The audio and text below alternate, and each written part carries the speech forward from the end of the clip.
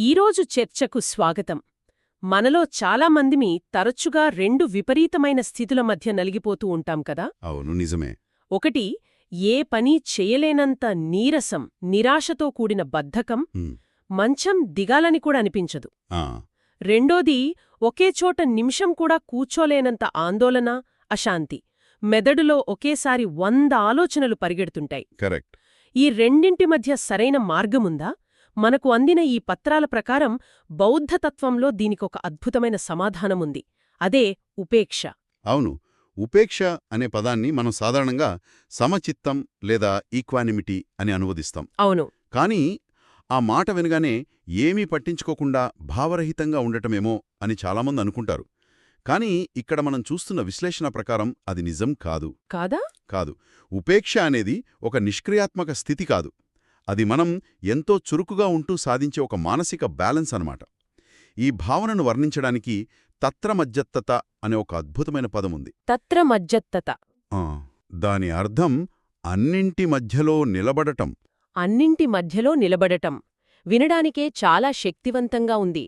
అంటే ఇది మనల్ని మన భావోద్వేగాల నుండి దూరం చేస్తుందా, లేక వాటిని ఎలా ఎదుర్కోవాలో నేర్పిస్తుందా? రెండవదే. ఇది భావోద్వేగాలను అణచివేయడం కాదు, వాటి ప్రవాహంలో కొట్టుకుపోకుండా ఉండటం. ఓ.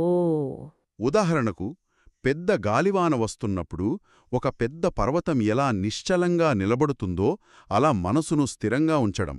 మంచి పోలిక. మన చుట్టూ భావోద్వేగాల తుఫాను చెలరేగినా మన అంతర్గత కేంద్రం కదలకుండా ఉంటుంది.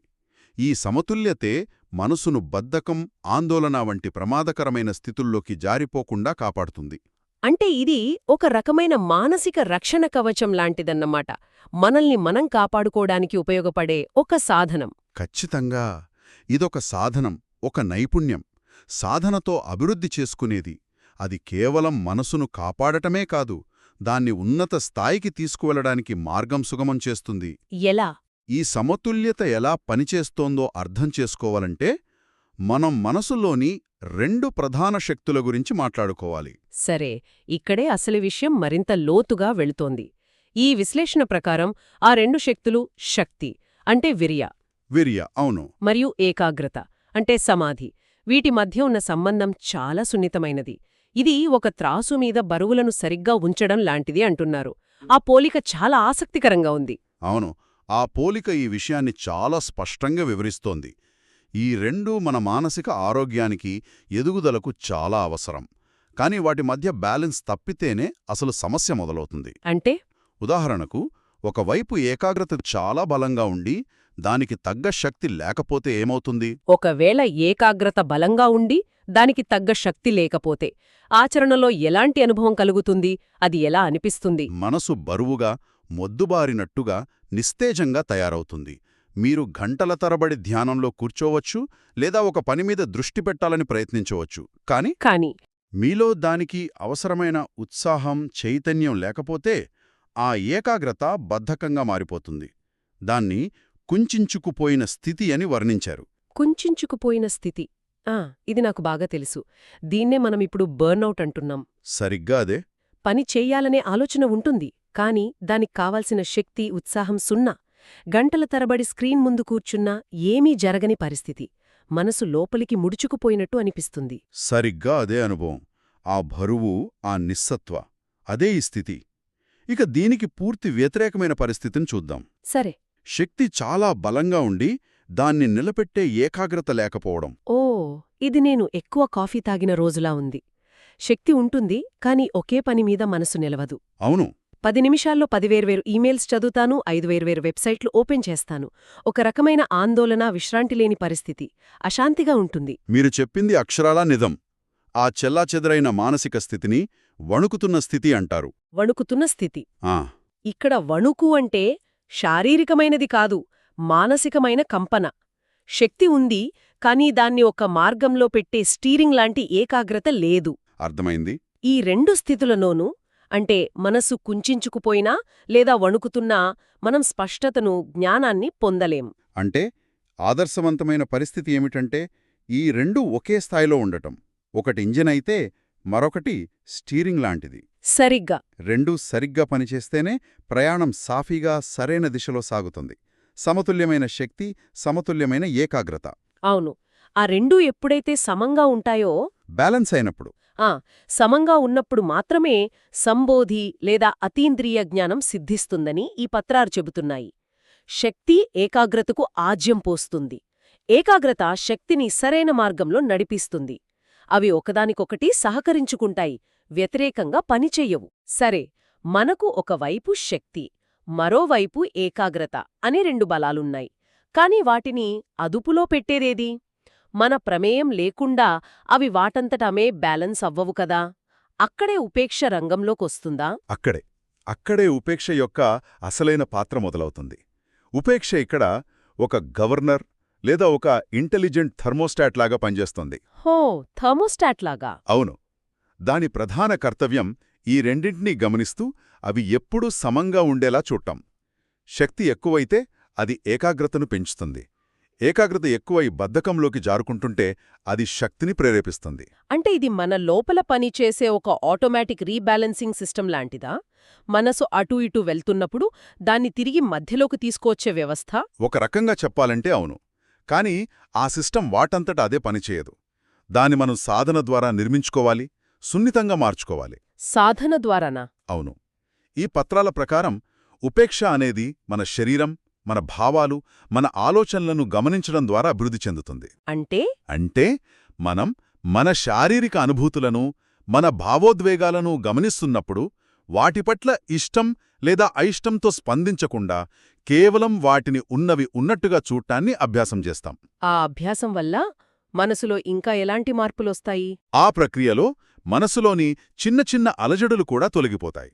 సంకోచం, భయం, మానసిక కల్మషాల స్వభావమైన ఆ వణకడం వంటివి నెమ్మదిగా కరిగిపోతాయి. మనసు ఉత్సాహం, నిస్తేజం మధ్య ఊగిసలాడటం ఆగిపోయి ఒక ప్రశాంతమైన, స్పష్టమైన స్థితికి చేరుకుంటుంది. అప్పుడు అది అసలైన జ్ఞానాన్ని, అంటే మార్గజ్ఞానం పొందేందుకు సిద్ధంగా ఉంటుంది. మీరు చెప్పిన దాన్ని బట్టి మనసు ఒక ప్రశాంతమైన సరస్సులా మారినప్పుడు దాని అడుగున ఉన్న నిజం స్పష్టంగా కనిపిస్తుందన్నమాట. ఆ పోలిక చాలా బాగుంది. దాన్ని ఇంకొంచెం ముందుకు తీసుకెళ్తే ఉపేక్ష ఆ నీటిని నిశ్చలం చేయడమే కాదు, ఆ నీటిలో ప్రతిబింబించే ఆకాశాన్ని, అంటే మన అసలు స్వరూపాన్ని కూడా స్పష్టంగా చూపిస్తుంది. అవును కదా. అలలతో కల్లోలంగా ఉన్న నీటిలో ప్రతిబింబం కనిపించదు కదా. కనిపించదు. ఉపేక్ష ఆ నిశ్చలతను, ఆ స్పష్టతను సృష్టిస్తుంది.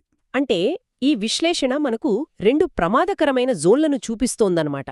ఒక సాధకుడు లేదా సాధారణ వ్యక్తి అయినా సరే మనం వాటిలో పడిపోకుండా ఉండాలంటే వాటిని సరిగ్గా అర్థం చేసుకోవాలి. ఆ రెండు ఉచ్చుల గురించి మరికొంచెం వివరిస్తారా? తప్పకుండా. అవి ప్రతి ఒక్కరి జీవితంలో ఎదురయ్యే మానసిక స్థితులే. మొదటిది మనం ఇంతకుముందు చర్చించుకున్న కుంచించుకుపోయిన స్థితి, ద ష్రంకన్ స్టేట్. అవును. ఇది తగినంత ప్రయత్నం లేకుండా కేవలం అధిక నిశ్చలత లేదా నిరాశ వల్ల మనసు లోపలికి కుప్పకూలిపోయిన స్థితి. దీనికి ఆధునిక జీవితంలో ఉదాహరణలు చెప్పాలంటే బహుశా దీర్ఘకాలంగా ఒక ప్రాజెక్టుపై పనిచేసి ఫలితం రాక నిరాశ చెందడం, అది ఒక కారణం. లేదా ఒక పనిని ఎలా మొదలుపెట్టాలో తెలియక దాని గురించి ఆలోచిస్తూనే ఉండిపోయి చివరికి ఏమీ చెయ్యకుండా స్తబ్దుగా మారిపోవడం. దీన్నే ఎనాలిసిస్ పెరాలిసిస్ అంటారు కదా. అవును, అది ఒక రూపమే. ఆ స్థితిలో మనస్సు చైతన్యాన్ని కోల్పోయి ఒక రకమైన మానసిక స్తబ్దతలోకి వెళ్ళిపోతుంది. ఇక రెండవ ఉచ్చు దీనికి పూర్తి వ్యతిరేకం. అదేంటి? వణుకుతున్న స్థితి, ద షివరింగ్ స్టేట్. ఇది అధిక ప్రయత్నం, అధిక ఒత్తిడి వల్ల మనస్సు నిరంతరం కంపిస్తూ ఉండే పరిస్థితి. ఇది ప్రస్తుత హసల్ కల్చర్కు అద్దం పడుతున్నట్టుంది. ఖచ్చితంగా. ఎప్పుడూ ఏదో ఒకటి చేస్తూ ఉండాలి, ఎప్పుడూ బిజీగా ఉండాలి, లేకపోతే వెనుకబడిపోతామనే భయం. దీనివల్ల మనసుకి విశ్రాంతి కరువై నిరంతరం ఆందోళనతో, ఒత్తిడితో నిండిపోతుంది. ఏకాగ్రత పూర్తిగా దెబ్బతింటుంది. సరిగ్గా అదే.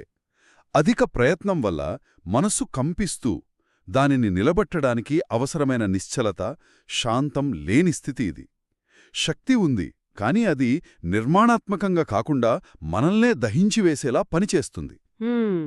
ఈ రెండు స్థితులలోనూ, అంటే అతిగా ఆలోచించి ఆందోళన చెందడం, అంటే వణకడం, లేదా ఏమీ చెయ్యకుండా నిరాశలో కూరుకుపోవటం, కుంచించుకుపోవటం. అవును, ఈ రెండింటిలోనూ పురోగతి ఆగిపోతుంది. అంటే ఇది కేవలం ధ్యానం చేసే భిక్షువులకు సాధకులకే కాదు, మనందరి దైనందిన జీవితంలో ప్రతిరోజూ ఎదుర్కొనే సవాలు. పనిలో, సంబంధాలలో, వ్యక్తిగత లక్ష్యాలలో ఈ రెండింటి మధ్య సమతుల్యతను కనుగొనడం. నిస్సందేహంగా ఈ సూత్రం సార్వత్రికమైనది. కొందరు అతిగా కష్టపడి ఒత్తిడికి గురై ఆరోగ్యం పాడుచేసుకుంటారు. మరికొందరు నిష్క్రియాత్మకంగా ఉండి అవకాశాలను కోల్పోతారు.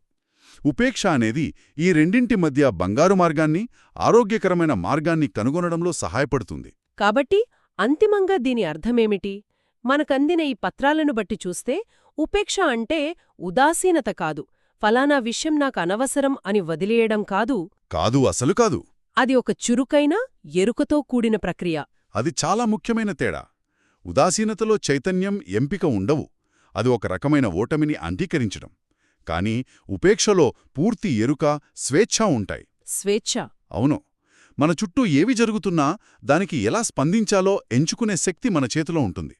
కోపం రావచ్చు, దుఃఖం కలగవచ్చు, కాని ఆ భావోద్వేగాలకు మనం బానిసలం కాము. మన మానసిక శక్తిని, ఏకాగ్రతను ఒక నిపుణుడిలా జాగ్రత్తగా నిర్వహించడం ద్వారా మనం స్పష్టతను, లోతైన అవగాహనను సాధించగలమని ఈ విశ్లేషణ మనకు చూపిస్తుంది. అవును. బద్ధకం లేదా ఆందోళన అనే రెండు తీవ్రతల మధ్య ఒక మార్గాన్ని కనుగొనటమే అసలైన నైపుణ్యం. ఖచ్చితంగా. ఇదొక నైపుణ్యం. సైకిల్ తొక్కడం నేర్చుకున్నట్టు సాధన ద్వారా పెంపొందించుకోవాల్సిన ఒక కళ. మొదట్లో పడతాం, లేస్తాం, కానీ నెమ్మదిగా ఆ బ్యాలెన్స్ అలవడుతుంది. ఈ చర్చ ముగింపుకొస్తున్నప్పుడు ఈ మొత్తం విశ్లేషణ నుండి మనం గ్రహించాల్సిన ముఖ్య సందేశమేమిటి? ఇక్కడ మనం ఆలోచించాల్సిన ఒక ముఖ్యమైన ప్రశ్న తలెత్తుతుంది. ఉపేక్ష అనేది జ్ఞానోదయానికి దారితీసే 7 కారకాలలో కేవలం ఆఖరిది. 7 కారకాలలో ఒకటా? అవును, మరియు అత్యంత కీలకమైనది. సమచిత్తం అనే ఈ ఒక్క అంశమే మన మానసిక స్థితిని, అనుభవాన్ని ఇంతగా ప్రభావితం చేయగలిగితే ఇక మిగిలిన 6 కారకాలు కలిసి మన జీవితాన్ని ఇంకెంత లోతుగా మార్చగలవో మనం ఊహించుకోవచ్చు. మిగిలిన 6 కారకాలు అవేమిటి? అవి స్మృతి అంటే మైండ్ఫుల్నెస్, ధర్మ విచయ అంటే ఇన్వెస్టిగేషన్, విర్య అంటే ఎనర్జీ, ప్రీతి అంటే జాయ్, పసద్ది అంటే ట్రాంక్విలిటీ మరియు సమాధి అంటే కాన్సంట్రేషన్. ఓహ్! ఉదాహరణకు ప్రీతి అంటే ఆనందం లేదా సంతోషం. ఉపేక్ష లేకపోతే ఈ ఆనందం కూడా ఒక ఉచ్చుగా మారొచ్చు. ఆనందం ఉచ్చుగా మారడమా? అవును. మనం ఆ ఆనందానికే అతుక్కుపోయి అది లేనప్పుడు నిరాశ చెందుతాం. కానీ ఉపేక్ష ఆ ఆనందాన్ని కూడా సమన్వయంతో అంటిపెట్టుకోకుండా అనుభవించేలా చేస్తుంది. ఆనందాన్ని ఆస్వాదిస్తూనే అది శాశ్వతం కాదన్న ఎరుకతో ఉండటం. అది నిజంగా ఆలోచించాల్సిన విషయమే. అంటే ఉపేక్ష అనేది మిగిలిన అన్ని మానసిక స్థితులను సమన్వయం చేసే ఒక ఉన్నత స్థితి. అది లేకపోతే మంచి లక్షణాలు కూడా మనకు హాని కలిగించవచ్చు. అద్భుతమైన విశ్లేషణ. ధన్యవాదాలు.